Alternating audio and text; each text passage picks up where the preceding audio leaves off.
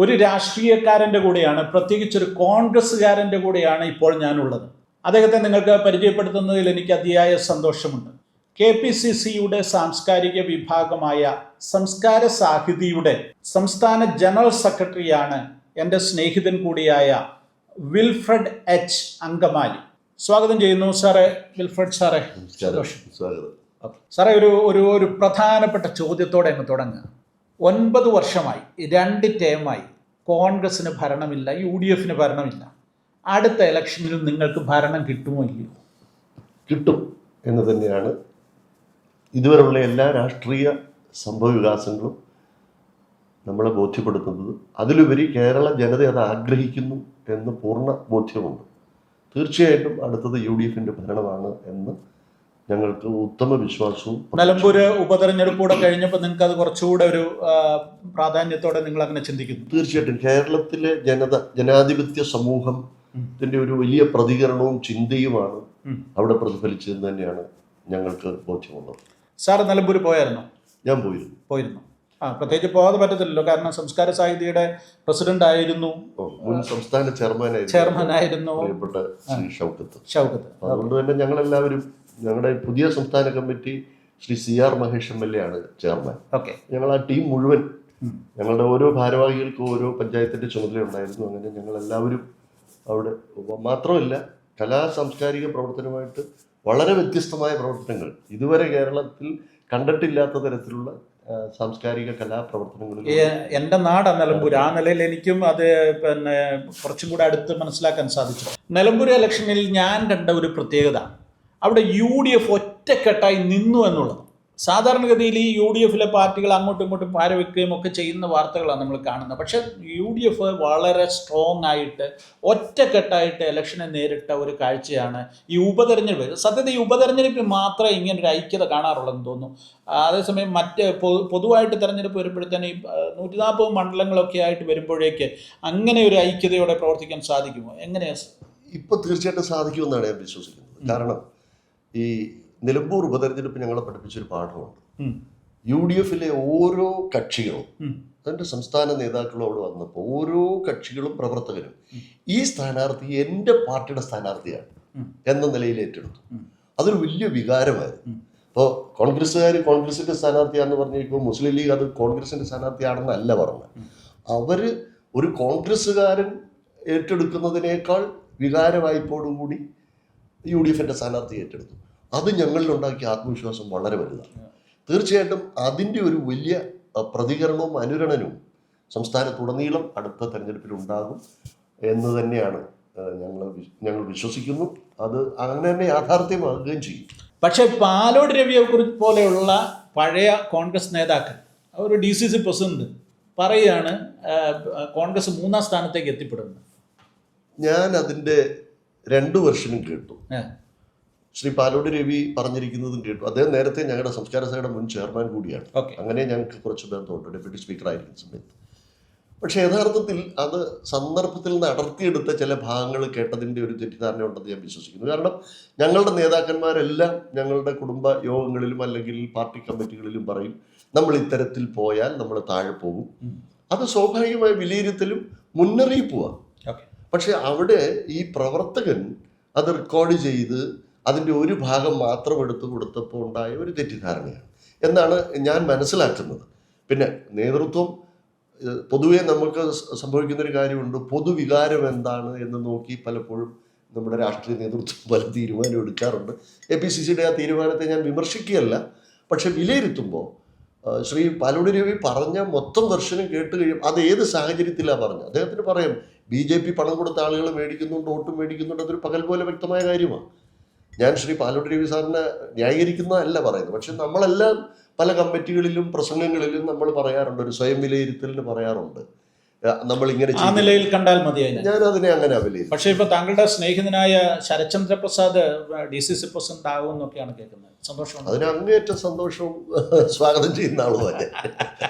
കാരണം നിങ്ങൾ ദീർഘനാളുകളായിട്ടുള്ള അദ്ദേഹത്തിന് KSUവിൽ വന്ന കാലം മുതൽ, എൻ്റെ KSU കാലം തൊട്ട് ശ്രീ G. കാർത്തികൻ സാറും ശ്രീ രമേശ് ചെന്നിത്തല അവர்களுം ഒക്കെ പ്രസിഡന്റായ ശേഷവും വാഴക്കിന് ശേഷമൊക്കെ ശ്രീ ശരത്ചന്ദ്ര പ്രസാദായിട്ടുള്ളത് വലിയ ആത്മബന്ധമാണ്. സാറിൻ്റെ ഒരു രാഷ്ട്രീയ പ്രവേശനം എങ്ങനെയായിരുന്നു? എന്താണ് അതിൻ്റെ ഒരു പശ്ചാത്തലം? ഞാൻ എൻ്റെ നാട്ടിൽ ഞങ്ങളുടെ കുടുംബം എല്ലാം ഒരു കോൺഗ്രസ് പശ്ചാത്തലം ഉണ്ടായിരുന്നു. എൻ്റെ സഹോദരൻ KSUവിൻ്റെ നേതാവായിരുന്നു. അപ്പോൾ 1977 എൻ്റെ പ്രീ ഡിഗ്രി വിദ്യാഭ്യാസം. 77 ഞാൻ കോളേജിലേക്ക് കടന്നു പോകുമ്പം അന്നത്തെ KSUവിൻ്റെ നേതാവായിരുന്ന ചേട്ടനാണ് എൻ്റെ ഇൻ്റർവ്യൂവിന് കൊണ്ടുപോകുന്നത്. അപ്പോൾ പ്രിൻസിപ്പളൊക്കെ ചോദിച്ചു, ആൽബർട്ട് പോകുമ്പോൾ പകരം ഒരാളെ കൊണ്ടുവരികയാണോ എന്ന് ചോദിച്ചു.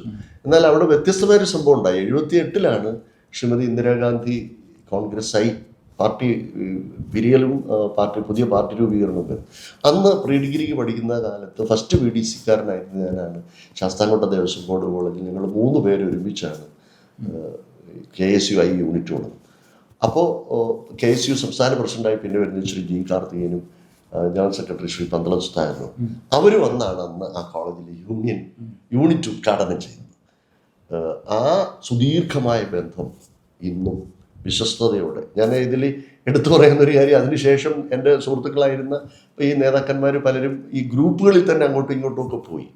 പക്ഷെ ഞാനൊരിക്കലും മാതൃസംഘടനയിൽ നിന്ന് ശ്രീ G. കാർത്തികേയൻ ബിസ്റ്റി ഉൾപ്പെടെയുള്ള ഒരു 3-ാം ഗ്രൂപ്പ് തിരുത്തൽവാദം ഉണ്ടായി. ശ്രീ ലീഡർ മാറിപ്പോയി, DIC ഉണ്ടായി. പക്ഷെ അന്നൊന്നും മാതൃസംഘടനയിൽ നിന്ന് മാറിപ്പോയിട്ടില്ല. പക്ഷേ നമ്മൾ കണ്ടത് ഈ പോയവരെല്ലാം വീണ്ടും മാതൃസംഘടനയെ തന്നെ തിരിച്ചു വരും. അക്കാര്യത്തിൽ ശരത്ചന്ദ്ര പ്രസാദായിട്ടൊക്കെയുള്ള ബന്ധം വളരെ ഊഷ്മളമായി. ഇപ്പോഴത്തെ ഞങ്ങളുടെ UDF കൺവീനറായിരിക്കുന്ന പ്രിയപ്പെട്ട ശ്രീ അടൂർ പ്രകാശ്, അദ്ദേഹം കൊല്ലം ജില്ലാ KSU പ്രസിഡന്റായിരുന്നു, യൂത്ത് കോൺഗ്രസ് പ്രസിഡന്റായിരുന്നു. അന്നൊക്കെ അദ്ദേഹമായിട്ടൊക്കെ ഒരുമിച്ച് പ്രവർത്തിക്കുന്ന ഒരു പശ്ചാത്തലം ഉണ്ടായിരുന്നു. അതൊക്കെ ഇന്നും വലിയ ഊർജ്ജമാണ്. ഇന്നുള്ളൊരു സന്തോഷം അത് തന്നെയാണ്. സാറ് പിന്നെ അങ്ങനെ ഈ പ്രമുഖരായ ഈ നേതാക്കന്മാരുടെ എല്ലാം കൂടെ പ്രവർത്തിക്കുകയും അവരോടൊപ്പം സഹകരിക്കുകയും ഒക്കെ ചെയ്ത ഒരാളെന്നുള്ള നിലയിൽ കോൺഗ്രസിൽ ഏതെങ്കിലും ഒരു പൊസിഷനിലെത്തണമെന്ന് ആഗ്രഹമില്ലായിരുന്നു? ഞാനൊരു പത്രപ്രവർത്തകനായിട്ടാണ് തിരുവനന്തപുരത്തിൻ്റെ ജീവിതം ആരംഭിച്ചത്. അപ്പോൾ ആ കാലത്ത് എൻ്റെ ചില വിശ്വാസ പ്രമാണങ്ങളുമൊക്കെ ബന്ധപ്പെട്ടപ്പോൾ ഞാൻ കുറച്ചു കാലം ഈ തിരുവനന്തപുരത്ത് പോയി താമസിക്കുമ്പോൾ എൻ്റെ ജന്മനാടല്ലല്ലോ, അപ്പോൾ സ്വാഭാവികമായിട്ട് ഈ മുഖ്യധാര രാഷ്ട്രീയ പ്രവർത്തനത്തിൽ നിന്ന് ഞാൻ മാറി നിന്നു. എന്നാൽ ഇവരുമായിട്ടുള്ള വ്യക്തിബന്ധം എനിക്ക് അവിടെ വളരെ ആഴത്തിലുള്ള ബന്ധമുണ്ട്. അവരുമായിട്ടാണല്ലോ നിരന്തരം സഹകരിക്കുന്നത്. അന്ന് കാർത്തികേയൻ സാറ് യൂത്ത് കോൺഗ്രസ് പ്രസിഡന്റാണ്. അങ്ങനെ ഒരു കാലം ഉണ്ടായിരുന്നു, 80-കൾ, 85, 87 ഒക്കെ ആ കാലഘട്ടം. അപ്പോൾ ആ ബന്ധം വെച്ച് പിന്നീട് ഈ യൂത്ത് കോൺഗ്രസ്സിലോ അല്ലെങ്കിൽ കോൺഗ്രസ്സിലോ മറ്റ് ചില പദവികളിലേക്ക് ഞാൻ വന്നില്ല. എന്നാൽ പിന്നീട് ഞാൻ അങ്കമാലി വരികയും അവിടെ സ്ഥിര താമസമാക്കുകയും ചെയ്തപ്പോൾ ഈ നേതാക്കന്മാരുടെ തന്നെ സഹകരണത്തോടും സഹായത്തോടും അവർ തന്നെ പറഞ്ഞു നീ സജീവമാകാൻ പറഞ്ഞ് അങ്ങനെ സജീവമായി വന്നപ്പോൾ എൻ്റെ ഒരു മേഖലയായിട്ട് ഞാൻ തിരഞ്ഞെടുത്തത് സാംസ്കാരിക രംഗമാണ്, പ്രവർത്തനവും. മാത്രമല്ല 87 തന്നെ KPCCക്ക് ഒരു സാംസ്കാരിക വിഭാഗം അന്ന് ശ്രീ കൈക്കണ്ണാൻ്റെ നേതൃത്വത്തിൽ, കായംകുളത്തുള്ള ശ്രീ മോഹൻകുമാറിൻ്റെ നേതൃത്വത്തിൽ അദ്ദേഹം കൺവീനറായ ഒരു സംഘടന അങ്ങനെ ഒരു പ്രവർത്തനം തുടങ്ങി. പിന്നീട് അത് രൂപം മാറി ഇന്ന് സംസ്കാര സാഹിതിയായി ഇന്ന് കേരളത്തിൽ ഏറ്റവും അടയാളപ്പെടുത്തപ്പെട്ടുള്ളത്. AICC പോലും ശ്രദ്ധിക്കപ്പെട്ടിരിക്കുന്നു. കേരളത്തിൽ മാത്രമേ ഉള്ളൂ കേട്ടോ കോൺഗ്രസ് ഇങ്ങനെ ഒരു സാംസ്കാരിക വിഭാഗം. AICC പോലും ശ്രദ്ധിക്കപ്പെട്ടിരിക്കുന്ന നിലയിൽ. കാരണം ഞങ്ങളുടെ പനമ്പള്ളി ഗോവിന്ദമേനോന് അവാർഡ് വിതരണം ചെയ്യാൻ വന്നിട്ടുള്ളത് doctor Manmohan Singh, AICC president Shrimati Sonia Gandhi, അങ്ങനെ സമുന്നതരായ കോൺഗ്രസിന്റെ. ഈ സാധാരണഗതിയിൽ ഈ കല, സാഹിത്യം ഈ രംഗത്തൊക്കെ ഇടതുപക്ഷ പാർട്ടികൾക്കാണ് കുറച്ചും കൂടെ ഒരു പ്രാമുഖ്യമുള്ളത്. കോൺഗ്രസ്സുകാർ വായിക്കുന്നവരാണോ, പിന്നെ കോൺഗ്രസ്സുകാർ കലയോട് ബന്ധമുള്ളവരാണോ എന്നൊക്കെ പറഞ്ഞാൽ ആ പറയുന്നതിനകത്തൊരു തമാശ തോന്നുന്നൊക്കെ പോലെ ആ കാര്യങ്ങൾ അതൊരു തെറ്റായ അവരുടെ ഒരു വ്യാജ പ്രചരണമാണ്. കാരണം കോൺഗ്രസ് സംഭാവന ചെയ്ത പോലെ വിശ്വസാഹിത്യകാരന്മാർ നെഹ്റു മാത്രം മതിയല്ലോ, ആരുണ്ട്? ടാഗോർ തൊട്ട് രവീന്ദ്രനാഥ് ടാഗോർ തൊട്ട് ആ കുടുംബം മുഴുവൻ, പിന്നെ പിന്നീടുള്ള മൗലാന അബ്ദുൽ കലാം ആസാദ്, ലോകം എങ്ങനെയാണ് അവരെ വിലയിരുത്തുന്നത്? നെഹ്റുവിൻ്റെ പുസ്തകങ്ങൾ, അതിനുശേഷം ഇങ്ങോട്ട് എത്രയോ ഇവിടെ പോട്ടെ വള്ളത്തോൾ വരെ, അല്ലെ അതിനുശേഷം എത്രയോ ആളുകൾ. എന്നാൽ ഞാൻ സമകാലിക സാഹചര്യത്തിൽ കേരളത്തിൻ്റെ ഒരു രാഷ്ട്രീയ സാംസ്കാരിക രംഗത്ത് ഈ സാംസ്കാരിക നായകരിൽ ബഹുഭൂരിപക്ഷവും ഇടതുപക്ഷ അനുഭാവികളാണ്, മാർക്സിസ്റ്റ് പാർട്ടിയോട് ചേർന്ന് നിൽക്കുന്നവരാണ്. എന്തുകൊണ്ട് അങ്ങനെ സംഭവിക്കും? നിങ്ങൾക്ക് എന്തുകൊണ്ട് ആളുകളെ കൂടെ നിർത്താൻ പറ്റുന്നില്ല? നിങ്ങളുടെ കൂടെ ആളില്ലല്ലോ. അതിലൊരു തിരുത്തുണ്ട്. ഈ സാംസ്കാരിക നായകർ എന്ന് പറയുന്നതിൽ തിരുത്തുണ്ട്. അങ്ങനെ സാംസ്കാരിക നായകരായ സമുന്നതരായ ആളുകളൊക്കെ നന്നായി ചിന്തിക്കുന്ന, സമൂഹത്തിന് വേണ്ടി ചിന്തിക്കുന്ന ബഹുഭൂരിപക്ഷം പേരും കോൺഗ്രസ് മനോഭാവമുള്ളവരും കോൺഗ്രസ് അനുഭാവികളും. പക്ഷേ അങ്ങിപ്പോൾ ചോദിച്ചല്ലോ, ഇപ്പോഴത്തെ ബുദ്ധിജീവി സമൂഹം ശരിയാണ്. ഈ പുതിയ തലമുറ വന്നതിൽ അവർ നോക്കുന്നത് അവർക്ക് വേദികൾ വേണം. അപ്പോൾ സ്വാഭാവികമായിട്ടും ഇവരുണ്ടാക്കുന്ന കുറച്ച് വേദികളുണ്ട്. ആ വേദികളിൽ വരുന്ന ചില കവികൾ ഉച്ചത്തിൽ അവർ കവിത ചൊല്ലുന്നു, അതിന് കൈയടിക്കുന്ന കുറേ പേർ. ആ കവിതയുടെ കണ്ടന്റിലേക്ക് പോകുമ്പോൾ അറിയാം അവരെത്രത്തോളം സാംസ്കാരികമായി സംഭാവന നൽകിയിട്ടുണ്ടെന്ന്. പല കവിതകളും ഒക്കെ വിലയിരുത്തി പിന്നീട് ഇവിടെ വന്നിട്ടുണ്ട്, നമ്മളത് ശ്രദ്ധിച്ചിട്ടുമുണ്ട്. പക്ഷേ അതിനേക്കാൾ ഉപരി വളരെ ചിന്തിക്കുന്ന, ക്രിയേറ്റീവായ, സമുന്നതരായ, നല്ല സംഭാവനകൾ സമൂഹത്തിന് നൽകിയിട്ടുള്ള സാഹിത്യകാരന്മാരോ സാംസ്കാരിക നായകരോ പലപ്പോഴും.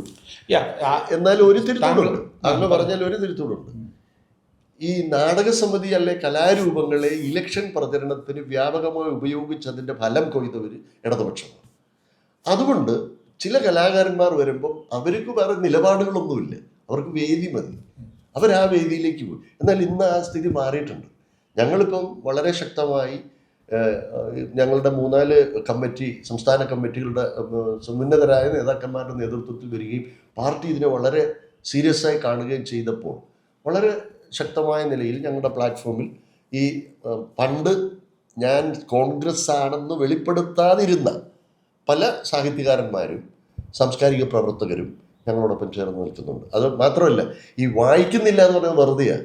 ഈ ചിന്തയോ ദേശാഭിമാനിയോ കൊണ്ടു നടക്കുന്നവരാണ് വായനക്കാരെന്നുള്ള അവരുടെ ഒരു തെറ്റിദ്ധാരണയും വ്യാപക പ്രചരണമാണ്. ഈ വായനയെ കുറിച്ച് പറഞ്ഞപ്പോൾ എനിക്ക് ഏറ്റവും സന്തോഷമുള്ള ഒരു കാര്യം, കോൺഗ്രസ്സുകാരെ കുറിച്ച് ഇപ്പോൾ സമകാലികമായ കോൺഗ്രസ് നേതൃത്വത്തിലുള്ള ആളുകളെ കുറിച്ച് ചിന്തിക്കുമ്പോൾ പ്രതിപക്ഷ നേതാവ് ശ്രീ VD സതീഷിനെ കുറിച്ച് എനിക്ക് വളരെ സന്തോഷമുണ്ട്. കാരണം അദ്ദേഹത്തിൻ്റെ വാക്കുകളിൽ നമ്മൾ ഈ പരന്ന വായന നന്നായിട്ട് കാണാൻ സാധിക്കും. പ്രത്യേകിച്ച് അദ്ദേഹത്തിൻ്റെ പ്രസംഗങ്ങളിൽ ഉപയോഗിക്കുന്ന ഭാഷ, അദ്ദേഹം ഏത് വേദിയാണെങ്കിലും ആ വേദിക്ക് ഇണങ്ങുന്ന നിലയിൽ അദ്ദേഹം അത് നന്നായി പഠിച്ച്, നന്നായി വായിച്ച്, അല്ലെങ്കിൽ ആ നിലയിൽ പ്രിപ്പയർ ചെയ്തിട്ടാണ് പ്രസംഗിക്കുന്നത്. ഒന്നത് നിയമസഭയിലാണെങ്കിലും അതുപോലെയാണ്, ശ്രദ്ധിക്കുമ്പോൾ മനസ്സിലാവും. രണ്ടാമത് തന്നെ ആകർഷിക്കുന്ന ഏറ്റവും പ്രധാനപ്പെട്ട കാര്യം, ഈ ഇടതുപക്ഷ നേതാക്കന്മാരിൽ പലരും ബൈബിൾ വാക്യങ്ങളൊക്കെ സമയത്തും അസമയത്തും ഉപയോഗിക്കുന്നവരാണ്. പലയിടത്തും ഉപയോഗിച്ചിട്ടുണ്ട്. ഈവൻ നമ്മുടെ പ്രിയപ്പെട്ട ഇപ്പം ഓർമ്മയായ VS അച്യുതാനന്ദൻ വരെ നരകത്തെക്കുറിച്ച് നിയമസഭയിൽ KM മാണിയോട് പറയുന്ന ചാകാത്ത പുഴു എന്നൊക്കെ പറയുന്നു.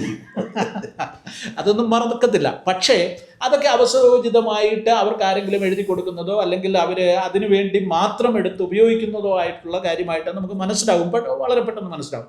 എന്നാൽ VD സതീശൻ്റെ ക്രൈസ്തവ വേദികളിലുള്ള പ്രസംഗങ്ങളെ സംബന്ധിച്ചിടത്തോളം അസാധാരണമെന്നല്ലാതെ എനിക്കൊന്നും പറയാനില്ല.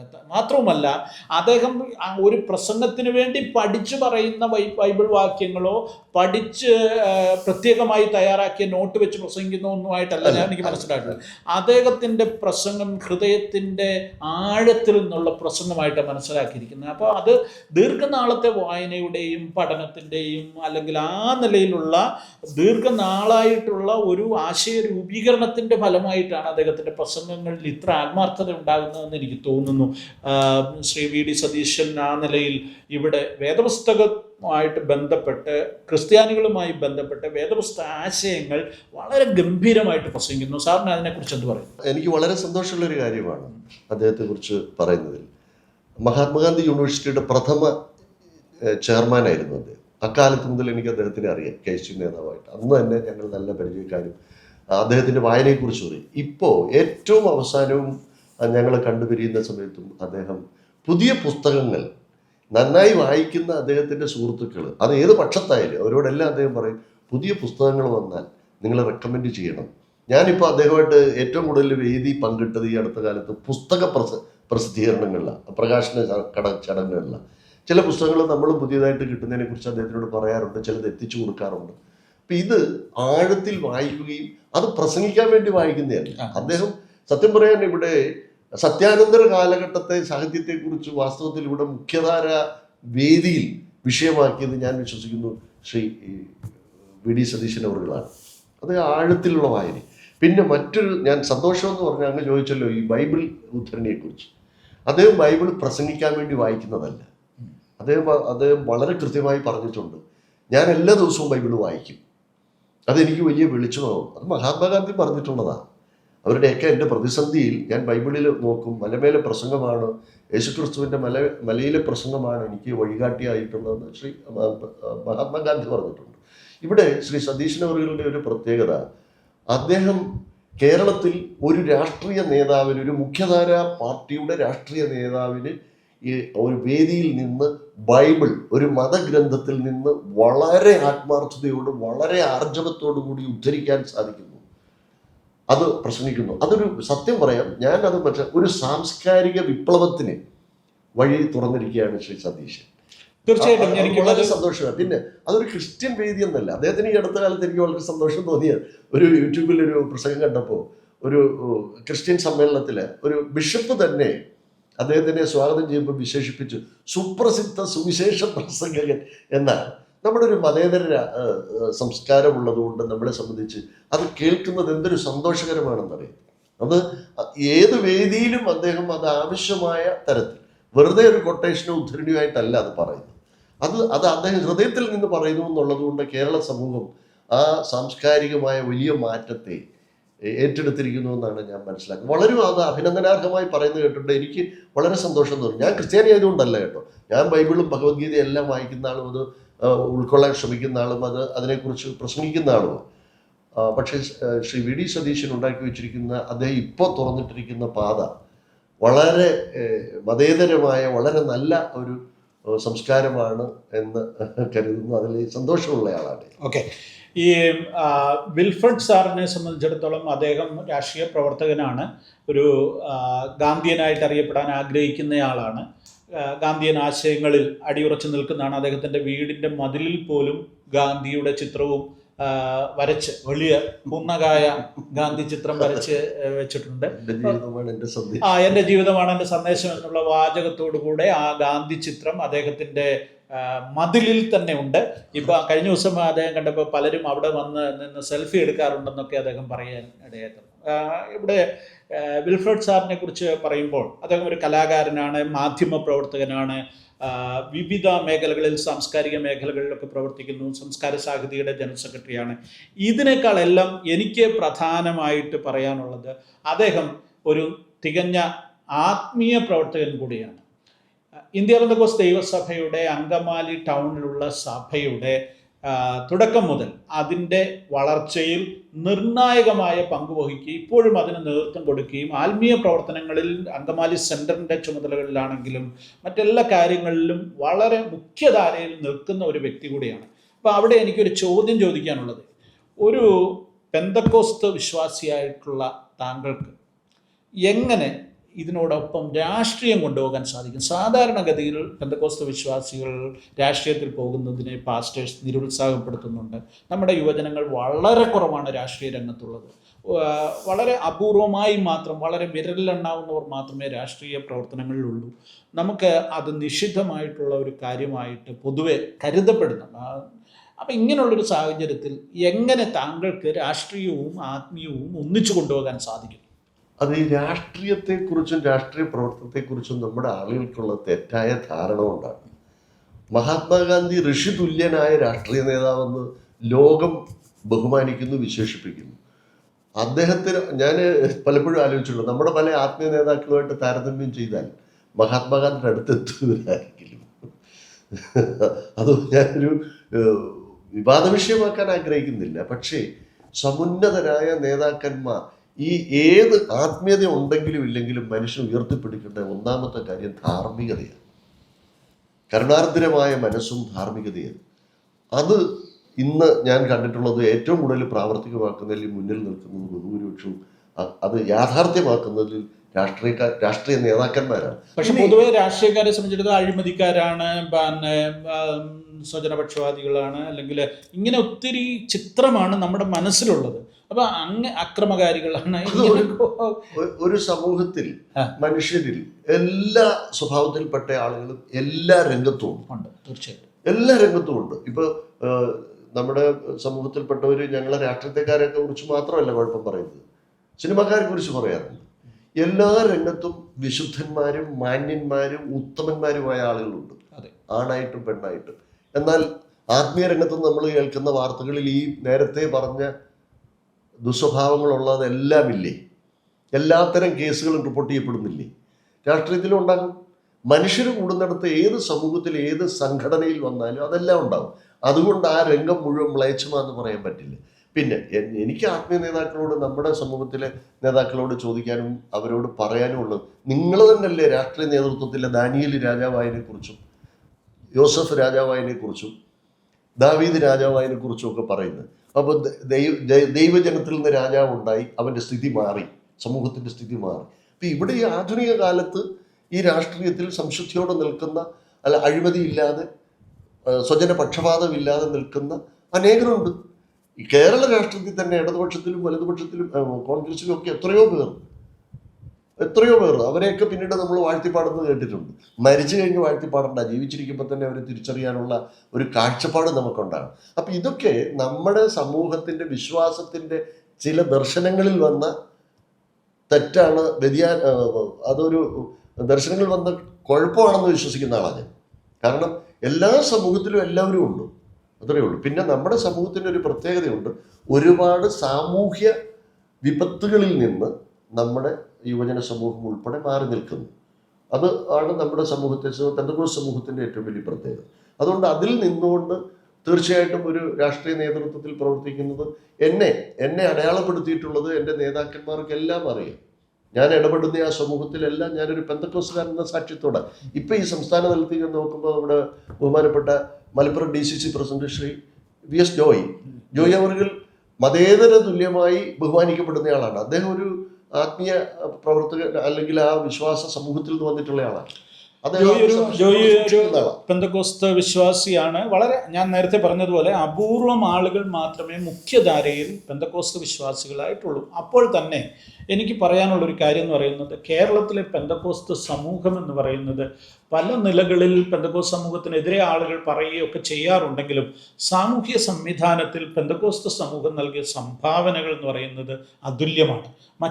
ഒരു സമൂഹത്തിനും പറ്റാത്ത നിലയിൽ എത്രയോ ആളുകളെ മദ്യപാനത്തിൽ നിന്ന് വിടുവിക്കുന്നു, കുടുംബ തകർച്ചകളിൽ നിന്ന് വിടുവിക്കുന്നു. അങ്ങനെ ഒരു സാമൂഹ്യ നവോത്ഥാനത്തിൻ്റെ ഭാഗമായി നിൽക്കുന്ന ഒരു പ്രസ്ഥാനമാണ് പെന്തക്കോസ്ത്. മാത്രവുമല്ല, കഴിഞ്ഞ 100 വർഷം കൊണ്ട് കേരള സമൂഹത്തിലെ ശക്തമായൊരു ക്രൈസ്തവ സമൂഹമായി പെന്തക്കോസ്തുകാർ മാറിക്കഴിഞ്ഞു. ഇന്ന് കേരളത്തിലുള്ള പ്രമുഖമായ പാരമ്പര്യ ക്രൈസ്തവ സഭകളിൽ പലതിനെയും വെച്ച് അംഗസംഖ്യ എടുത്ത് പരിശോധിച്ചാൽ പെന്തക്കോസ്ത് സമൂഹത്തിൻ്റെ അടുത്ത് പോലും എത്തത്തില്ല പല പാരമ്പര്യ സഭകളും അംഗസംഖ്യയും. പക്ഷേ ഒരിക്കൽ പോലും പെന്തക്കോസ്ത് സമൂഹം ഒരാവശ്യത്തിന് വേണ്ടിയും എന്ത് ചെയ്യുന്നില്ല, ശബ്ദമുയർത്തുന്നില്ല, സമരം ചെയ്യുന്നില്ല, മുഖ്യധാരയിലേക്ക് വരുവാൻ സാധിക്കുന്നില്ല. അതിന് പല കാരണങ്ങളുണ്ട്, നമുക്കതിപ്പോൾ വിശദമായിട്ട് ചർച്ച ചെയ്യുവാൻ സാധിക്കത്തില്ലെങ്കിൽ പോലും ഇവിടുത്തെ ഒരു നിർണായക സമൂഹമാണ് വോട്ടേഴ്സാണ്. നമ്മൾ വോട്ട് ചെയ്യുന്നവരും അത് മാറി നിൽക്കുന്നവരല്ല, ജനാധിപത്യ ബോധമുള്ളവർ. അപ്പോൾ ആ സമൂഹത്തിന് അർഹമായ ഒരു പ്രാതിനിധ്യം കൊടുക്കാൻ ഇന്ന് വരെ കേരളത്തിലെ ഒരു രാഷ്ട്രീയ പാർട്ടിക്കും സാധിച്ചില്ല എന്നുള്ളത് ദുഃഖകരമായ കാര്യമാണ്. ഏതെങ്കിലും ഒരു രാഷ്ട്രീയ പാർട്ടി ആ നിലയിൽ ഒരു സ്റ്റെപ്പ് എടുക്കാൻ സാധ്യതയുണ്ടോ സമീപ ഭാവിയിൽ? അല്ലെങ്കിൽ അങ്ങനെ ഒരു സാധ്യത സാർ മുന്നിൽ കാണുന്നുണ്ടോ? ഞാനത് മുന്നിൽ കാണുന്നുണ്ട്. കാരണം കേരളത്തിലെ ഭൂരിപക്ഷം, പ്രത്യേകിച്ചും മധ്യ തിരുവിതാംകൂറിലെ നിയോജക മണ്ഡലങ്ങൾ എടുത്താൽ അവിടെ വിധി നിർണായകമായ സ്വാധീനവും അംഗസംഖ്യയും വോട്ടുമുള്ള ഒരു സമൂഹമായിട്ട് പെന്തക്കോസ്ത് സമൂഹം മാറിയിട്ടുണ്ട്. പിന്നെ ബൈബിളിൽ പൗലോസ് അപ്പോസ്തലൻ പറയുന്ന ഒരു കാര്യമുണ്ട്, അവിടെ അനേക രഹസ്യ വിശ്വാസികൾ എന്നെ സഹായിച്ചിരുന്നു. ഞങ്ങൾക്ക് വളരെ ആത്മവിശ്വാസം തരുന്നൊരു കാര്യമാണ് അത്. പെന്തക്കോസ്ത് സമൂഹത്തിലെ നേതാക്കന്മാർക്ക്, വിശ്വാസികൾക്ക് പറയും, ഞങ്ങളെ സ്നേഹിക്കുന്ന, യേശുക്രിസ്തുവിൽ വിശ്വസിക്കുന്ന അനേക രഹസ്യ വിശ്വാസികൾ, അവരുടെ അനുഭവമാണ്. പിന്നെ എന്തുകൊണ്ടാണ് സാറ് ചോദിച്ച ഒരു കാര്യം സംഭവിക്കാത്തതെന്ന്, പെന്തക്കോസ്ത് സമൂഹത്തിന് അവകാശങ്ങൾ നേടിയെടുക്കാൻ കഴിഞ്ഞില്ല? ഞങ്ങൾ വാസ്തവത്തിൽ പറഞ്ഞതിന് ഏകോപിതമായൊരു സംവിധാനമില്ല, ഒരു ഏകോപനമില്ല. പല കോൺഗ്രിഗേഷൻസ് പോലെ പല സംഘടനകളായി നിൽക്കുന്നു. പക്ഷെ ഞങ്ങളുടെ വിശ്വാസം ഒന്നാണ്, ത്രിത്വത്തിൽ വിശ്വസിച്ചുകൊണ്ട് മുന്നോട്ട് പോകുന്ന ഒരു വിശ്വാസ സമൂഹമാണ്. ഞങ്ങളുടെ ഒരുപാട് രീതികളും വിശ്വാസ സംബന്ധമായ രീതികളും ഒന്നാണ്. പക്ഷേ ഏകോപിതമായൊരു നേതൃത്വമില്ല. ഇത്തരം രാഷ്ട്രീയ ഭരണപരമായ അവകാശത്തെക്കുറിച്ചൊരു ബോധമോ അതിൻ്റെ ആവശ്യമോ വന്നതായി തോന്നിയിട്ടില്ല. എന്നാൽ പ്രത്യേകിച്ച് നമുക്ക് ഈ സ്കൂള്, കോളേജ്, ഹോസ്പിറ്റല് ഇങ്ങനെയുള്ള കാര്യങ്ങളൊന്നും നമുക്ക് ആവശ്യമില്ല, അതിനുവേണ്ടി ഒന്നും ശ്രമിക്കുന്നില്ല. അതാ അങ്ങനെയുള്ള ആവശ്യങ്ങളില്ലാത്തത് കൊണ്ടും ഈ സമൂഹത്തിൻ്റെ ഏതെങ്കിലും അല്ലെങ്കിൽ രാഷ്ട്രീയ രംഗത്തൊക്കെ പ്രവർത്തിച്ച് ആ നിലയിൽ കുറേ അവകാശങ്ങൾ നേടിയെടുത്ത് ഇങ്ങനെ ചില സാധ്യതകൾ, ഇതൊക്കെയാണല്ലോ സാമുദായിക സംഘടനകൾ എപ്പോഴും ആവശ്യപ്പെടുന്നത്. എന്താ, എന്തിനു വേണ്ടി അവർ ഒന്നിച്ചിരിക്കുന്നത്, അല്ലെങ്കിൽ അവർ ബാർഗെയിൻ ചെയ്യുന്നത് എന്തിനു വേണ്ടിയാണ്? ഞങ്ങൾക്ക് ഭൗതിക കാര്യങ്ങൾക്ക് വേണ്ടിയാണ്. പെന്തക്കോസ്തുകാരെ സംബന്ധിച്ചിടത്തോളം അങ്ങനെ ഒരു കാര്യങ്ങൾക്ക് വേണ്ടിയിട്ട് എന്ത് ചെയ്യുന്നില്ല, ഒരു ആർഗ്യുമെന്റിന് തയ്യാറാകുന്നില്ല, അല്ലെങ്കിൽ അവകാശങ്ങൾ ചോദിച്ച് സമരം ചെയ്യാൻ തയ്യാറാകുന്നില്ല. അതൊരു വശം ശരിയാണ്. അപ്പോൾ തന്നെ വലിയൊരു വോട്ട് ബാങ്ക് എന്നുള്ള നിലയിൽ ഇതിനെ ഒന്നിച്ചു നിർത്താനും ഒക്കെ ഇവിടുത്തെ സഭാ നേതൃത്വങ്ങൾക്ക് സാധിച്ചാൽ ഏറ്റവും നല്ല കാര്യമാണ്. ചില പ്രത്യേക വിഷയങ്ങളുണ്ട്. ഇപ്പം ആത്മീയ വിഷയവുമായിട്ട് ബന്ധപ്പെട്ട് തന്നെയാണ് ശവമടക്കുന്നതിനുള്ള സെമിത്തേരികളുടെ പ്രശ്നങ്ങൾ, അല്ലെങ്കിൽ ഒരു ഹോൾ വെക്കുമ്പോൾ മറ്റുള്ളവരുടെ എതിർപ്പ്, ഗവൺമെൻറ് അനുമതികൾ ലഭിക്കാതെ വരിക, ഒരു കൺവെൻഷൻ നടത്തുമ്പോൾ ആളുകൾ വന്ന് തടസ്സം ഉണ്ടാക്കുന്നു, അതിനൊരു പോലീസ് പെർമിഷൻ ലഭിക്കുക, അല്ലെങ്കിൽ സംരക്ഷണം ലഭിക്കുക, ഇങ്ങനെയൊക്കെയുള്ള ചെറിയ നിസാര കാര്യങ്ങൾ മതി പെന്തക്കോസ്തുകാരെ സംബന്ധിച്ചിടത്തോളം. ആ രംഗത്താണ് EK നായനാർ ഒരു ഇടപെടൽ നടത്തി. പണ്ട് ആറന്മുളയിൽ ക്രൈസ്തവർ പീഡിപ്പിക്കപ്പെട്ടപ്പോൾ, അല്ലെങ്കിൽ സംഘപരിവാർ പ്രവർത്തകർ ക്രൈസ്തവരെ ആക്രമിച്ചപ്പോൾ, സുവിശേഷകരെ ആക്രമിച്ചപ്പോൾ, അവിടെ അന്ന് പ്രതിപക്ഷ നേതാവായിരുന്ന EK നായനാർ ഓടിയെത്തുകയും അദ്ദേഹം അവർക്ക് പിന്തുണ നൽകുകയും പാർട്ടി പിന്തുണ നൽകുകയും ഒക്കെ ചെയ്തു. ആ സമയത്ത് AK ആന്റണിയാണ് കേരളം ഭരിച്ചുകൊണ്ടിരുന്നത്. അന്ന് EK നായനാരുടെ ആ ഇടപെടലാണ് പെന്തക്കോസ്ത് സമൂഹത്തിൽ നല്ലൊരു പങ്ക് ആളുകൾ ഇടതുപക്ഷ അനുഭാവികളായി മാറുവാൻ കാരണം. സത്യത്തിൽ അടിസ്ഥാനപരമായി കോൺഗ്രസ് അനുഭാവമുള്ളവരായിരുന്നു കേരളത്തിലെ പെന്തക്കോസ്തുകാർ. അതിൽ നിന്ന് ഒരു 25% ആളുകളെങ്കിലും ഇടതുപക്ഷ അനുഭാവികളായി മാറിയതിൻ്റെ കാരണം അന്ന് ആ നേതാവ് ദീർഘവീക്ഷണത്തോടെ വന്ന് ഇടപെട്ടത്. ഇതുപോലുള്ള സമാനമായ നിരവധി സംഭവങ്ങൾ ഉണ്ടാകുന്നുണ്ട് കേരളത്തിൽ. അങ്ങനത്തെ സംഭവങ്ങൾ ഉണ്ടാകുമ്പോൾ അവിടെയെങ്ങും ഈ കോൺഗ്രസ്സുകാരുടെ ഒരു പ്രസൻസ് ഉണ്ടാകും. ഈ പറഞ്ഞ സംഭവം എനിക്ക് കൃത്യമായിട്ട് ഓർമ്മയുണ്ട്. യഥാർത്ഥത്തിൽ അതിലൊരു പ്രാദേശികമായി പറഞ്ഞാൽ ഇത്തരം സംഭവങ്ങൾ ഉണ്ടാകുമ്പോൾ അന്ന് പ്രതിപക്ഷത്തിരിക്കുന്ന പാർട്ടിയാണ്, ഇടതുപക്ഷമാണ്, EK നായനാരാണ്, ബഹുമാനപ്പെട്ട EK നായനാരാണെന്ന് പ്രതിപക്ഷ നേതാവ്. സ്വാഭാവികമായിട്ടും ഗവൺമെൻറ്റിനെതിരെ പ്രതികരിക്കാവുന്നിടത്ത് പെട്ടെന്ന് ഓടിയെത്തുക, പ്രതികരിക്കുക എന്നുള്ളത് ഏത് സമയത്തും ഏത് കാലഘട്ടത്തിലും പ്രതിപക്ഷത്തിൻ്റെ ഒരു ഉത്തരവാദിത്വമാണ്. അത് ചെയ്യും. ഈ പറഞ്ഞതുപോലെ വലിയ ഒരു സംഘം ആളുകൾ അക്കാലത്ത് ഇടതുപക്ഷത്തോട് ഇതിന് അനുഭാവമുണ്ട്. അനുഭാവമേ ഉള്ളൂ. അവരെല്ലാവരും എപ്പോഴും വോട്ട് ചെയ്യണമെന്നില്ല. അത് കാരണം അത് കഴിഞ്ഞുള്ള തെരഞ്ഞെടുപ്പുകളിലൊക്കെ പത്തനംതിട്ട ജില്ലയിലെ നിയോജകമണ്ഡലങ്ങളിലെ വിജയം നമുക്ക് പത്തനംതിട്ട ജില്ലയിലെ എല്ലാ മണ്ഡലവും ഇടതുപക്ഷത്തിന്റെ ഇല്ല. അത് ഒരു വസ്തുതയാണ്. പക്ഷെ അതിന്റെ കാരണം എന്താണ് അല്ലേ? ഇതൊക്കെയാണ്. അപ്പോൾ ഇന്ന് ആ സ്ഥിതിയിൽ കുറെ മാറ്റം വന്നിട്ടുണ്ട്. അത് ഞാൻ വിശ്വസിക്കുന്നതിനും അതിന് വസ്തുത നമ്മുടെ തന്നെ ബഹുമാനപ്പെട്ട സാൻകുട്ടി അവറുകൾ ഇറക്കുന്ന ഹല്ലേലൂയ പ്രസിദ്ധീകരണത്തിൽ പോലും ഉത്തരേന്ത്യയിൽ കോൺഗ്രസ് ഭരിച്ചിരുന്ന കാലത്തൊന്നും ഉത്തരേന്ത്യയിൽ മിഷണറി പ്രവർത്തനങ്ങൾക്ക് ഇങ്ങനെ ഒരു തടസ്സം ഉണ്ടായിട്ടില്ല. ഇത്ര ക്രൂരത നേരിടേണ്ടി വന്നിട്ടില്ല. നമ്മുടെ സംസ്ഥാനത്ത് പോലും ഇന്നിപ്പോൾ ആ സ്ഥിതി മാറിക്കൊണ്ടിരിക്കുക. അത് കോൺഗ്രസ് ഭരിച്ചിരുന്ന കാലത്ത് കിട്ടിയ പരിരക്ഷയും സംരക്ഷണവും ഇല്ല എന്ന് ഇപ്പോൾ ഈ മുഖ്യധാര കത്തോലിക്ക അല്ലെങ്കിൽ അങ്ങനത്തെ ക്രിസ്തീയ വിഭാഗങ്ങൾക്ക് വരെ ബോധ്യമായിട്ടുണ്ട്. ഇന്നലെ പോലും ഛത്തീസ്ഗഡിൽ 2 കന്യാസ്ത്രീകളെ വളരെ വളരെ ക്രൂരമായിട്ടാണ്. കാരണം പോലീസ് സ്റ്റേഷനകത്ത് കയറി ഈ സംഘപരിവാർ പ്രവർത്തകർ എന്ത് ചെയ്യാണ്, ഇവരെ ചോദ്യം ചെയ്യുന്നു, അവരെ കൊണ്ട് പറയിക്കുന്നു. അങ്ങനെ പറയിച്ചതിന്റെ അടിസ്ഥാനത്തിൽ പോലീസ് എന്ത് ചെയ്യുന്നു, ഇവർക്കെതിരെ കേസെടുക്കുന്നു. എന്തൊരു ദുരന്തപൂർണമായ അവസ്ഥയാണ്. ഓർത്തു നോക്കണം. ഇവിടെ എല്ലാവരും പറയും 60 വർഷം കോൺഗ്രസ് ഭരിച്ചപ്പോ എന്ത് കിട്ടി എന്നൊക്കെ. 2014 ഇന്ത്യ സൃഷ്ടിക്കപ്പെട്ടത്. മോദി വന്ന ശേഷമല്ല ഇന്ത്യ സൃഷ്ടിക്കപ്പെട്ടത്. പക്ഷെ 2014 ശേഷമാണ് ഈ ക്രൂരതകളെല്ലാം അതിന്റെ അനുരണനം. ഓരോ വർഷത്തെ കണക്കെടുത്താൽ നമുക്കത് ഗ്രാഫ് ഇങ്ങനെ ഉയർന്നുകൊണ്ടേയിരിക്കുക. അതെല്ലാം നമുക്കറിയാം. നമ്മൾ മാധ്യമരംഗത്ത് നിൽക്കുന്നതുകൊണ്ട് നമ്മൾ മനസ്സിലാക്കിയിട്ടുള്ളത്. അപ്പൊ ഇന്ന് നമ്മുടെ സംസ്ഥാനത്തിൽ ഞാൻ മനസ്സിലാക്കിയിട്ട് ഒരുപാട് ഇടതുപക്ഷ അനുഭാവികൾ പോലും അതിൽ മാറി ചിന്തിച്ചു തുടങ്ങിയിട്ടുണ്ട്. പിന്നെ അങ്ങ് പറഞ്ഞതിൽ ഒരു കാര്യം കൂടിയുണ്ട് ഞാൻ മനസ്സിലാക്കുന്നത്. പഴയ കാലത്ത് കോൺഗ്രസിന്റെ നേതൃത്വത്തിൽ പാരമ്പര്യമായ നേതൃത്വത്തിലൊക്കെ നിന്ന അനേകരുണ്ട്. അവരൊക്കെ വിവിധ സമുന്നത സമൂഹങ്ങളെയും മതവിഭാഗങ്ങളെയൊക്കെ പ്രതികരിച്ചവർ, അവരൊന്നും അന്ന് ഇതൊരു പ്രൊട്ടസ്റ്റന്റൽ വിഭാഗം എന്ന് പറയുന്നത് തന്നെ ഒരു പ്രത്യേക നിലയിൽ സമൂഹത്തിലേക്ക് വന്നവര്, പ്രത്യേക പരിവർത്തിത വിഭാഗമാണ്. അപ്പൊ പെട്ടെന്നൊന്നും മുഖ്യധാര രാഷ്ട്രീയക്കാർ കയറി അവരെ പിന്തുണച്ചിട്ടില്ല. പക്ഷെ ഇന്ന് സ്ഥിതി മാറി.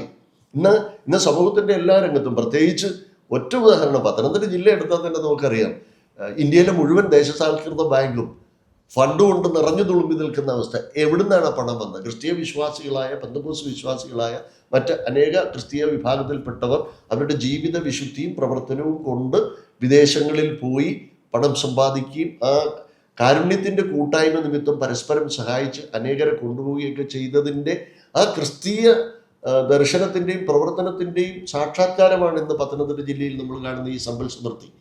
അതുകൊണ്ട് തന്നെ ഇതിലെല്ലാം വലിയ മാറ്റം വന്നിട്ടുണ്ട്. ഇതൊന്നും പണം കൊടുത്ത് നേടുന്നതല്ല, പക്ഷെ അത് ക്രിസ്തീയ വിശ്വാസത്തിലും സ്നേഹത്തിലും നേടിയതാണ്. അതിന്ന് ഞങ്ങളെപ്പോലും അത്ഭുതപ്പെടുത്തിയ കാര്യമാണ്. വിലയിരുത്തിയപ്പോൾ 15,000 വോട്ടിൻ്റെ പിന്തുണ നിലമ്പൂർ നിയോജക മണ്ഡലത്തിൽ പെന്തക്കോസ്ത് വിഭാഗത്തിനുണ്ടെന്നാണ് കണക്ക്. ഇതുപോലെ കേരളത്തിലെ, അപ്പം മലപ്പുറത്ത് നിലമ്പൂർ മണ്ഡലത്തിൽ അതുണ്ട് എന്ന് പറയുമ്പോൾ നിങ്ങൾ വിലയിരുത്തുക. തിരുവിതാംകൂറിലും മധ്യ തിരുവിതാംകൂർ ഭാഗത്തൊക്കെ ഉള്ള ഓരോ മണ്ഡലങ്ങളിൽ ഇന്നിപ്പം ഞങ്ങൾക്കറിയാം പലയിടത്തും നിർണായകമായ നിലയിലുള്ള ഒരു ഭൂരിപക്ഷമുണ്ട്. അത് കോർഡിനേറ്റ് ചെയ്തു വരാൻ ചില രാഷ്ട്രീയ നേതാക്കന്മാർ ഇല്ല എന്നുള്ളതിൻ്റെ ഒരു അപര്യാപ്തത മാത്രമാണ് പെന്തക്കോസ്ത് സമൂഹത്തിലുള്ളത്. ഈ ചർച്ച അവസാനിപ്പിക്കുമ്പോൾ ഹലലിയ സാധാരണ ഇങ്ങനെ രാഷ്ട്രീയ കാര്യങ്ങൾ ചർച്ച ചെയ്യാറില്ല. പിന്നെ സാറിനെ പോലെ ഒരാളെ കിട്ടിയത് കൊണ്ട് ഞാൻ ഈ കാര്യങ്ങൾ ചോദിച്ചെന്നുള്ളതേ ഉള്ളൂ. ഓക്കെ, ഈ ഒരു കാര്യം ഞാൻ തുറന്നു പറയുകയാണ്. കേരളത്തിലെ ഒരു രാഷ്ട്രീയ പ്രസ്ഥാനവും ഇവിടുത്തെ പെന്തക്കോസ്ത് സമൂഹത്തെ കാര്യമായി ഇതുവരെ പരിഗണിച്ചിട്ടില്ല. കൃത്യമായി ഏതെങ്കിലും കൊള്ളാവുന്ന ഒരു സ്ഥാനത്തേക്ക് ഒരു പെന്തക്കോസ്തുകാരനെ മത്സരിപ്പിക്കുകയോ ഇനി അതല്ല ഏതെങ്കിലും ഒരു ബോർഡിൻ്റെ ചെയർമാനോ അങ്ങനെയൊന്നും ഇതുവരെ ആക്കിയിട്ടുമില്ല. ഒരു പക്ഷേ പെന്തക്കോസ്ത് സമൂഹം അതൊന്നും ആവശ്യപ്പെട്ടില്ലായിരിക്കാം. എങ്കിൽ പോലും പരിഗണിക്കേണ്ടത് അനിവാര്യതയാണ്. ആ രംഗത്ത് രാഷ്ട്രീയ പ്രവർത്തകർ, രാഷ്ട്രീയ പാർട്ടികൾ സമീപഭാവിയിൽ അനുകൂലമായ തീരുമാനങ്ങൾ എടുക്കട്ടെ എന്ന് ഞാൻ ആഗ്രഹിക്കുന്നു. വിൽഫ്രഡ് സാറിനോട് എനിക്ക് ചോദിക്കാനുള്ളത്, സാർ എന്ത് പ്രതീക്ഷിക്കുന്നു? കേരളത്തിൽ ഒരു പെന്തക്കോസ്ത് MLA എന്തെങ്കിലും ഉണ്ടാവും? ഞാൻ തീർച്ചയായിട്ടും വിശ്വസിക്കുന്നു.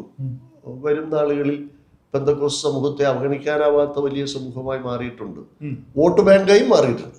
തീർച്ചയായിട്ടും പെന്തക്കോസ്ത് സമൂഹത്തിൽ നിന്ന് വരും നാളുകളിൽ ഔദ്യോഗിക തലത്തിൽ തെരഞ്ഞെടുക്കപ്പെടുന്ന ഒരു 25 വർഷം കഴിയുമ്പോൾ അന്നൊന്നുമല്ല, അതിനു മുമ്പൊക്കെ സംഭവിച്ചേ തീരും. കഴിഞ്ഞ 35 വർഷത്തിനിടയിൽ പെന്തക്കോസ്ത് സമൂഹത്തിൽ ഇതുപോലെ ഭരണഘടനാ സ്ഥാപനത്തിൽ കിട്ടിയിട്ടുള്ളത് ഒരു ന്യൂനപക്ഷ കമ്മീഷൻ, ദേശീയ ന്യൂനപക്ഷ കമ്മീഷനിലേക്ക് ഒരു നോമിനേറ്റഡ് മെമ്പർ വന്നു എന്നുള്ളത് മാത്രം. അത് അദ്ദേഹത്തിൻ്റെ രാഷ്ട്രീയ പശ്ചാത്തലം കൊണ്ടല്ല, അദ്ദേഹത്തിൻ്റെ വ്യക്തിപരമായ ബന്ധം കൊണ്ട്. പക്ഷേ പെന്തക്കോസ്ത് സമൂഹം ഞാൻ തിരിച്ചറിഞ്ഞൊരു കാര്യം, അങ്ങനെ ഒരു പദവിയിൽ വന്നപ്പോൾ അദ്ദേഹത്തിന് വളരെ ഹൃദയപൂർവ്വം പെന്തക്കോസ്ത് സമൂഹം ഏറ്റെടുത്തു എന്നുള്ളതാണ്. അംഗീകരിക്കുകയും ബഹുമാനിക്കുകയും ആദരിക്കുകയും ഒക്കെ ചെയ്തു. അപ്പോൾ തീർച്ചയായിട്ടും വരുന്ന ആളുകളിൽ അത്തരം ഔദ്യോഗിക പദവികളിലേക്ക്, ഭരണഘടനാ സ്ഥാപനങ്ങളിലേക്കൊക്കെ നമ്മുടെ ആളുകൾ വരണമെന്നും വന്നാൽ അത് സ്വീകാര്യതയുണ്ടെന്നും ഈ സമൂഹം മുൻകാലങ്ങളിൽ ബോധ്യപ്പെടുത്തിയിട്ടുണ്ട്. പിന്നെ ഒന്നുകൂടി ഞാൻ പറയുന്ന ഒരു കാര്യം, ഈ ലക്ഷക്കണക്കിന് പെന്തക്കോസ്ത് വിശ്വാസികളാണ് വിവിധ വിദേശ രാജ്യങ്ങളിലുള്ളത്. അവരുടെ ബന്ധുക്കളെല്ലാം ഇവിടെയുണ്ട്, ആ സമ്പത്തൊക്കെ ഇവിടെ വരുന്നുമുണ്ട്. ഇവർക്ക് എന്തെങ്കിലും വിഷയങ്ങൾ നേരിടുമ്പോൾ പലപ്പോഴും സംഭവിക്കുന്നത് എന്താ, മറ്റ് നമ്മളുമായിട്ട് ഒരു ബന്ധവും ഇല്ലാത്ത രാഷ്ട്രീയ പ്രവർത്തകരുടെ അടുത്ത് പോയി സഹായം തേടുകയും ഭരണ സംവിധാനങ്ങളെ ആശ്രയിക്കേണ്ടി വരുന്നുണ്ട്. തീർച്ചയായിട്ടും പെന്തക്കോസ്ത് സമൂഹത്തിൽ നിന്ന് അത്തരം നേതൃത്വങ്ങൾ ഉണ്ടായാൽ പെന്തക്കോസ്തുകാരൻ അത് വളരെ അഭിമാനകരമാണ്. നമ്മൾ അതിലൊരു വർഗീയത പറയുകയല്ല, നമ്മൾ ആരെയും കമ്പാർട്ട്മെന്റലൈസ് ചെയ്ത് പറയുകയല്ല. പക്ഷേ എപ്പോഴും നമുക്ക് ഇപ്പോൾ സങ്കുട്ടി സാറിനെ വിളിച്ച് ഇപ്പം ഞാൻ ഈ നേതൃത്വത്തിൽ നിൽക്കുന്നു, എന്നോടൊരു കാര്യം പറയുമ്പോൾ അതിലുള്ളൊരു ബന്ധമുണ്ട്, ഒരു ആത്മബന്ധമുണ്ട്, നമ്മുടെ ആളാണ്. അതിലൊരു മറ്റൊരു തരത്തിൽ പറയുന്ന വ്യക്തിപരമായി പറയുന്ന ഒരു സ്വകാര്യത അല്ലെങ്കിൽ ഒരു എന്താ പറയുക സ്വാർത്ഥതയൊന്നുമല്ല, അതിലുപരി ചില ആത്മബന്ധമുണ്ട്. അത്തരത്തിൽ നമ്മുടെ സമൂഹത്തിൽ നിന്ന് നേതൃത്വം ഉണ്ടാകണമെന്ന് ഞാൻ വിശ്വസിക്കുന്നു. നമ്മുടെ വലിയ സമൂഹം അത് അംഗീകരിക്കുന്നുണ്ട്, പ്രതീക്ഷിക്കുന്നുണ്ട്. ഇനി വരുന്ന ആളുകളിൽ ഏത് മുഖ്യധാരാ പാർട്ടിയും അത് കാണാതിരിക്കാൻ കഴിയില്ല, അംഗീകരിച്ചേ പറ്റൂ. പെന്തക്കോസ്തിൽ നിന്ന് പ്രതിനിധികൾ ഉണ്ടായേ പറ്റൂ, ഉണ്ടാകും എന്ന് തന്നെ ഞാൻ വിശ്വസിക്കുന്നു. സമീപഭാവിയിൽ അങ്ങനെ സംഭവിക്കട്ടെ. സാറിന് എന്തെങ്കിലും ചാൻസ് ഉണ്ടോ? മോഹമുക്തനായ അങ്ങനെ വ്യക്തിപരമായ ആഗ്രഹവും മോഹവും ഒന്നും അങ്ങനെയില്ല. ഒരു രാഷ്ട്രീയ പ്രവർത്തകനാണ്. നമുക്ക് ഈ വലിയ കിടമത്സരമോ കുതികാൽ വെട്ടിയോ ആരെങ്കിലും തോൽപ്പിച്ചോ പാലം വലിച്ചോ ഒന്നും ഒരിടത്തും എത്താൻ ആഗ്രഹിക്കുന്നില്ല. എൻ്റെ ആത്മീയ ദർശനം അതിന് എന്നെ പിന്തുണയ്ക്കുന്നില്ല. എൻ്റെ കാഴ്ചപ്പാട് അതല്ല. അതുകൊണ്ട് തന്നെ അത്തരം വ്യാമോഹങ്ങളില്ല. എന്നാൽ ഉത്തരവാദിത്തപ്പെട്ട ഒരു സ്ഥാനത്ത് ഉത്തരവാദിത്തപ്പെട്ട നിലയിൽ ലഭിച്ചാൽ തീർച്ചയായിട്ടും സ്വീകരിക്കും. അതിനെനിക്ക് യോഗ്യതയുണ്ട് എന്ന് എനിക്കും എൻ്റെ സമൂഹവും അത് അംഗീകരിക്കപ്പെടുന്നുണ്ടെങ്കിൽ തീർച്ചയായിട്ടും. ഇന്ന് നമ്മൾ സംസാരിച്ചത് വിൽഫ്രഡ് എച്ച് അങ്കമാലി. അദ്ദേഹത്തിൻ്റെ പ്രവർത്തന മേഖല അങ്കമാലിയാണെങ്കിലും ഓൾ കേരള തലത്തിൽ, സംസ്ഥാന തലത്തിൽ തന്നെ അദ്ദേഹം സംസ്കാര സാഹിതി എന്ന KPCCയുടെ പ്രസ്ഥാനത്തിൻ്റെ ജനറൽ സെക്രട്ടറിയായി പ്രവർത്തിക്കുന്നു. അദ്ദേഹത്തിൻ്റെ പ്രവർത്തനങ്ങൾ കലാരംഗത്തും മാധ്യമരംഗത്തും ഒക്കെ നിർണായകമായ പങ്ക് അദ്ദേഹത്തിനുണ്ട്. അദ്ദേഹത്തിൻ്റെ പ്രവർത്തനങ്ങളിൽ ദൈവം അദ്ദേഹത്തെ സഹായിക്കട്ടെ. അദ്ദേഹത്തിൻ്റെ പ്രവർത്തനങ്ങളിലൂടെ നമ്മുടെ സമൂഹത്തിനത് പ്രയോജനമായി മാറട്ടെ എന്ന് പ്രാർത്ഥിക്കുകയും ആശംസിക്കുകയും ചെയ്യുന്നു. ഒപ്പം അദ്ദേഹം പറഞ്ഞു വെച്ച കാര്യങ്ങൾ ഒന്ന് ക്രോഡീകരിക്കുമ്പോൾ നമുക്ക് മനസ്സിലാക്കേണ്ടുന്ന ഏറ്റവും പ്രധാനപ്പെട്ട കാര്യം, പെന്തക്കോസ്ത് സമൂഹത്തിൽ നിന്ന് രാഷ്ട്രീയ രംഗത്ത് കാര്യമായ ഇടപെടലുകൾ ഇതുവരെ ഉണ്ടായിട്ടില്ല. നമ്മുടെ ചെറുപ്പക്കാരോ നമ്മുടെ ആളുകളോ ആ രംഗത്തേക്ക് കാര്യമായി പ്രവേശിച്ചിട്ടില്ല. അതുകൊണ്ട് തന്നെ ഒരു രാഷ്ട്രീയ പാർട്ടി ഏതെങ്കിലും ഒരു പൊസിഷനിലേക്ക് പെന്തക്കോസ്ത് സമൂഹത്തിൽ നിന്നൊരാളെ എടുക്കുവാൻ താല്പര്യപ്പെട്ടാൽ പോലും അവർക്ക് അങ്ങനെ ഒരാളെ ലഭിക്കുവാൻ പോലും ഇല്ലാത്ത തരത്തിൽ രാഷ്ട്രീയ രംഗത്ത് വളരെ ശുഷ്കമായ ആളുകൾ, ഞാൻ നേരത്തെ പറഞ്ഞതുപോലെ വിരലിലെണ്ണാൻ പറ്റുന്ന ആളുകൾ മാത്രമേ ഈ രംഗത്ത് പ്രവർത്തിക്കുന്നുള്ളൂ എന്ന ഒരു ബലഹീനത പെന്തക്കോസ്ത് സമൂഹത്തിനുണ്ട്. വരും കാലങ്ങളിൽ സാമൂഹ്യ രാഷ്ട്രീയ രംഗത്ത് പ്രവർത്തിക്കുവാൻ, സാംസ്കാരിക രംഗത്തൊക്കെ പ്രവർത്തിക്കുവാൻ ശക്തന്മാരായ, ആത്മീയ നിലവാരം സൂക്ഷിക്കുകയും ധാർമ്മിക ജീവിതം ഭംഗിയായി നയിക്കുകയും സാക്ഷ്യമുള്ള ജീവിതം നയിക്കുകയും ഒക്കെ ചെയ്യുന്ന പെന്തക്കോസ്ത് വിശ്വാസികൾ സമൂഹത്തിൻ്റെ മുഖ്യധാരയിലേക്ക് വരട്ടെ എന്ന് നമുക്ക് പ്രതീക്ഷിക്കാം. അത് നമ്മുടെ സമൂഹത്തിൻ്റെ വളർച്ചയ്ക്ക്, ഇവിടുത്തെ നിലനിൽപ്പിന് ഒക്കെ പ്രയോജനമായി മാറും എന്നുള്ളതിന് സംശയമില്ല. ഒരിക്കൽ കൂടെ നന്ദി പറയുന്നു പ്രിയ. Thank you.